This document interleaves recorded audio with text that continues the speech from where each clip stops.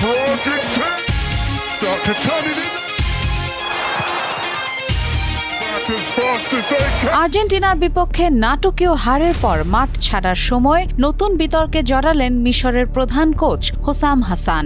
Referring নিয়ে ক্ষোভের পাশাপাশি আর্জেন্টিনার এক সমর্থকের হাতে ইসরায়েলের পতাকা দেখে উত্তেজিত প্রতিক্রিয়া দেখিয়েছেন তিনি। এমন তথ্য জানিয়েছে আর্জেন্টাইন সংবাদ মাধ্যম ওলে। আটলান্টা স্টেডিয়ামে ম্যাচ শেষে ড্রেসিং রুমে যাওয়ার পথে আর্জেন্টিনার জার্সি পরা এক সমর্থকের হাতে ইসরায়েলের পতাকা দেখতে পান হোসাম হাসান। বিষয়টি দেখে তিনি ক্ষোভ প্রকাশ করেন। ঘটনাটি ক্যামেরায় ধারণ করতে গেলে এক ফটো সাংবাদিকের সঙ্গেও তার উত্তপ্ত বাক্য বিনিময় হয়। এর আগে অস্ট্রেলিয়াকে হারিয়ে কোয়ার্টার ফাইনাল নিশ্চিত করার পর মাঠে ফিলিস্তিনের পতাকা প্রদর্শন করেছিলেন হোসাম। ফলে ইসরায়েলের পতাকা দেখে তার প্রতিক্রিয়া আরও আলোচনার জন্ম দিয়েছে। এদিকে ম্যাচ শেষে রেফারিং নিয়েও তীব্র অসন্তোষ জানান মিশর কোচ। তার অভিযোগ, মিশর একটি পেনাল্টি থেকে বঞ্চিত হয়েছে এবং ভিএআরও সঠিক সিদ্ধান্ত নেয়নি।